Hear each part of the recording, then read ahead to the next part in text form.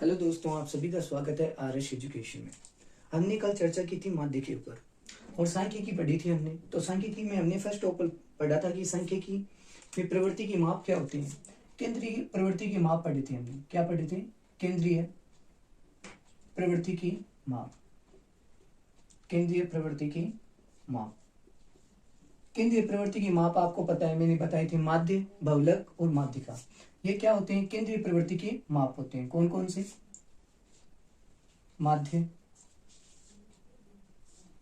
बहुलक, माध्य बहुलक और थर्ड माध्यिका या माध्यक। ये सारे क्या होते हैं? ये केंद्रीय प्रवृत्ति की माप होते हैं। तो हमने माध्य को मैंने कंप्लीट करवाया था कि माध्य में यदि आपको माध्य दिया होता है और बारंबारता पूछे तो आप उसे किस प्रकार ज्ञात करेंगे। और मैंने बताया था सिंपल माध्य ज्ञात करना है तो इसकी 3 विधियां होती है: कल्पित माध्य, पद विचलन और साधारण माध्य। तो ये मैंने आपको बताई थी। आज हम बात करेंगे बहुलक के बारे में कि बहुलक यदि कोई वर्ग अंतराल या सारणी दी हो तो बहुलक कैसे ज्ञात कर सकते हैं। पहले फर्स्ट ऑफ ऑल आपको क्या है, फॉर्मूला याद रखना है। और फॉर्मूले को कैसे याद करते हैं वो भी मैं इसमें आराम से क्लास में बताने वाला हूँ। जैसे बहुलक को ज्ञात करने के लिए साधारण सा फॉर्मूला देखो, तो ये पहले नोट करो आप। बहुलक ज्ञात करने का फॉर्मूला F1 माइनस F0, ठीक है, इतना upon 2F1 minus F0 minus F2। अब आपको मैंने बताया था कि L क्या होती है? निम्न सीमा। तो बहुलक में L निम्न सीमा को क्या किया जाता है? इसमें जोड़ा जाता है। और वर्ग अंतराल बताया था तो वर्ग अंतराल को इससे गुणा किया जाता है। तो इतना ध्यान रखना, ये L है वो है निम्न सीमा। क्या होती है ये? निम्न सीमा, वर्ग अंतराल की निम्न सीमा। और ये क्या होता है? वर्ग अंतर या वर्गांतर। क्या होता है? वर्गांतर। F1 क्या होता है? F1 होती है अधिकतम बारंबारता। क्या होती है?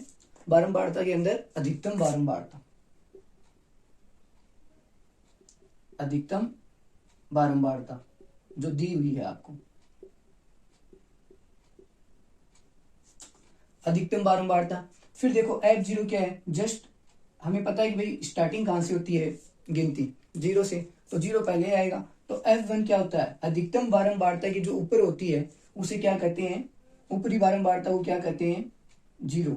F0 ऊपरी बारंबारता, नॉर्मल। इस प्रकार से ज्ञात कर सकते हो आप। और जो F1 हमें पता है गिनती में 0, 1 और क्या आता है 2। तो F2 क्या है? अधिकतम बारंबारता की जो नीचे बारंबारता होगी वो होगी F2। तो इसे हम शाब्दिक अर्थ लिख सकते हैं निचली बारंबारता या नीचे दी हुई बारंबारता। ये आपका फॉर्मूला हो गया। अब हम 1 बाई 1 एक एक क्वेश्चन करते हैं कि किस प्रकार क्वेश्चन दिए हुए हैं और किस प्रकार आपको ज्ञात करने। और बहुलक को किससे रिप्रेजेंट किया जाता है? जेड से रिप्रेजेंट किया जाता है। किससे दर्शाया जाता है? जेड से। और माध्य को किससे? एक्स बार से दर्शाया जाता है। बात करते हैं माध्य को किससे दर्शाया जाता है? तो माध्य को दर्शाया जाता है एम से। इस प्रकार आप, क्योंकि मीडियन होता है मिड वैल्यू, तो एम से। तो ये हो गया बहुलक। अब हम लेते हैं एक क्वेश्चन, तो आपको वो क्वेश्चन करना। देखो नॉर्मल है F0 F1 माइनस F0, क्योंकि देखो अधिकतम में से घटाएंगे तभी पॉजिटिव वैल्यू आएगी। तो F1 लेना है, पॉजिटिव लेना है हमें। और यहाँ पे 2F1 है। अब देखो F0 और माइनस F2 इन दोनों को घटाएंगे तो यहाँ पे 2 आना जरूरी है। तो यहाँ पे हमने गुणा में 2 लगाया। L1 निम्न सीमा हो गई वर्ग की और ये हो गया वर्गांतर H।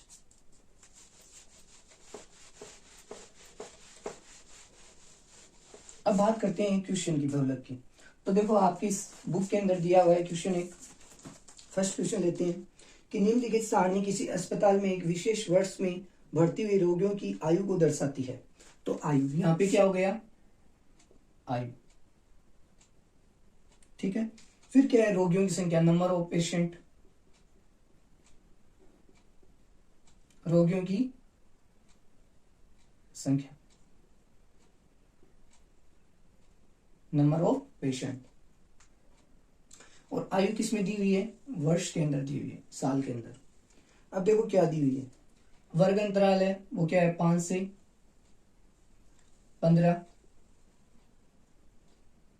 15 से 20, सॉरी 15 से कितना है 25, 10 का अंतर है। 25 से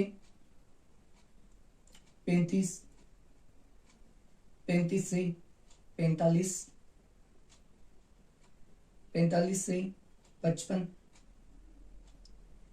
और 55 से 65 यानी 65।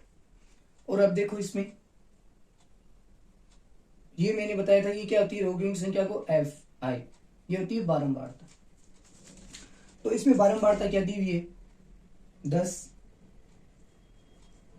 6, 11, 21, 23, 14 और 5, 14 और 5 दी हुई है। इस प्रकार से आपको बारंबारता दी है और कह रहा है कि बहुलक ज्ञात कीजिए। क्या ज्ञात कीजिए इसका बहुलक ज्ञात कीजिए। तो देखो मैंने बताया था पहले अधिकतम बारंबारता का आपको क्या करना है, अधिकतम बारंबारता को आपको चूज करना है या चयन करना है। तो इसमें अधिकतम बारंबारता कहाँ पे दिखाई दे रही है आपको 6, 11, 21, 23, 14, 5। तो मुझे अधिकतम बारंबारता 23 यानी 23 दिखाई दे रही है। इसका मतलब ये हमारा क्या हुआ F1। ठीक है, अधिकतम बारंबारता जस्ट इसके ऊपर मैंने बताया था ये क्या होगी F0। F1 यानी अधिकतम बारंबारता के ऊपर जो बारंबारता होती है वो F0। इसी प्रकार जो F1 के नीचे होगी वो क्या होगी F2, अधिकतम बारंबारता की निचली बारंबारता। अब हम वर्ग अंतर का चयन करेंगे। तो वर्ग अंतर जस्ट F1 के जो सामने होगा वो होगा इसका वर्ग अंतर। ठीक है, अब मैंने बताया था कि निम्न सीमा क्या होती है, ये जो बीच की वैल्यू होगी वो होगी निम्न सीमा। ये क्या है 35, ये इधर वाली क्या हो गई इसकी निम्न सीमा, तो ये हो गया L। और इनका वर्ग अंतर देखो, इन दोनों का वर्ग अंतर कितना है 35 और 45, तो कितना है 10 का अंतर है इनके बीच में। कितने का अंतर है 10 का। तो देखो पहले तो L हमारे पास क्या है 35।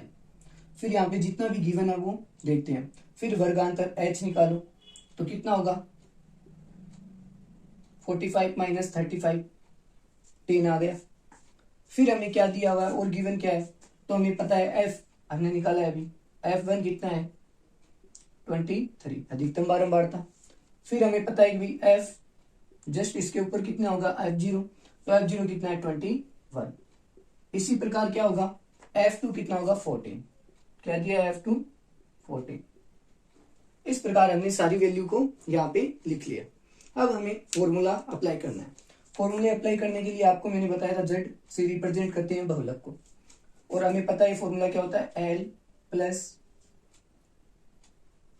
F1 माइनस F0 बट्टा 2F1 minus F0 F2 multiply H।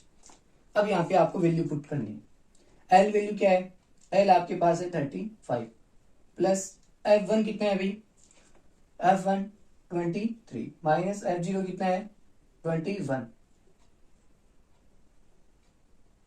Upon कितना, देखो 2 गुणा F1 कितना है 23, तो मैं यहां से सीधा गुणा कर रहा हूं, तो ये हो गया 3 दूनी 6 और 2 दूनी 4, 46, 23 दूनी 46 माइनस F0 कितना है भाई 21 और F2 कितना है 14 यानी 14 और H कितना है 10। अब इसको आपको क्या करना है सरल करना है। तो सरल करेंगे तो देखो यहाँ पे क्या आएगा, ये 35 प्लस 23 में से 21 जाएंगे कितने बचेंगे भाई 2, कितने 2। देखो यहाँ पे 46 और इनको माइनस वालों को ऐड करो तो माइनस के कितने होंगे 4 1 5 और 3 35।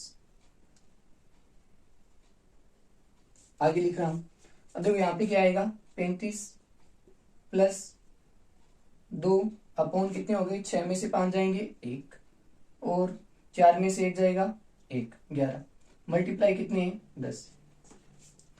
अब आपको पता है देखो 10 तो 2 से मल्टीप्लाई होगा और 20 हो जाएंगे, कितने होंगे 20। यहाँ पे कितना आएगा 35 प्लस 20 बट्टा 11। अब आपको क्या देना है, या तो आप भाग दो या आप जो ये यहाँ पे एक लेके लघुत्तम लेके भी कर सकते हैं। तो इसको हम करेंगे, देखो यहाँ से, तो ये होगा 35 प्लस, अब देखो 20 में 11 का भाग दो तो 11 एकम 11, एक बार जाएगा। पीछे सेंस कितने बचे, रिमाइंडर कितना बचेगा, रिमाइंडर देखो तो रिमाइंडर बचेंगे 9, क्या बचा 9, तो आगे 0 आ गया, पॉइंट लगते। तो 11 8 है 88, 11 8 है 88, 88 के बाद 89 90, कितने शेष बचे 2, तो 20, 11 एकम 11। तो इस प्रकार से 1.81 कितना आएगा, इसका भाग आएगा। अब इसको 35 में आप ऐड करो, तो 35 में देखो क्या होगा, 35 में एक ऐड हो जाएगा, तो ये कितना होगा 36.81 आपका बहुलक आएगा। क्या आएगा 36.81 आपका बहुलक आ जाएगा। इस प्रकार आप बहुलक ज्ञात कर सकते हैं। तो इसका चेक कर लेते हैं भाई, हमारा सही है आंसर। देखो कितना आ रहा है इसका आंसर, अभी देखते हैं। 36.8 आ रहा है, कितना आ रहा है इसका 36.8 बहुलक आ रहा है। तो हम क्या है, राइट है हमारा आंसर। तो वापस रिकॉल कर देता हूं, देखो z बराबर क्या होता है, z को बहुलक को z से रिप्रेजेंट किया जाता है। l क्या होती है, निम्न सीमा होती है। जो वर्ग अंतराल दिया होता है उसमें जो f1 की जो डायरेक्ट वैल्यू f1 के साथ में उसको l जो उसका वर्ग अंतराल और उसकी जो निम्न सीमा होती है उसे l से दर्शाया जाता है। फिर बात करते हैं वर्ग अंतर। तो देखो वर्ग अंतर क्या होता है, वर्ग अंतराल में जो बड़ी वैल्यू होती है L2 को किससे घटाया जाता है, L1 से, L2 माइनस L1। तो इस प्रकार से क्या आ जाता है, वर्ग अंतराल आ जाता है कितना 10। मैंने फर्स्ट ऑफ ऑल आपको यही बातें बताई थी पहली क्लास में। फिर F1 अधिकतम बारंबारता, मैक्सिमम वैल्यू कहाँ पे है बारंबारता में, तो F1 की 23 है, तो 23 जस्ट इसके ऊपर हो जाएगी 21 F0 और जस्ट इसके नीचे F2 14। तो F0 में पता है कि हमेशा गिनती 0 से स्टार्ट होती है, तो F0 F1 और F2 इस प्रकार से।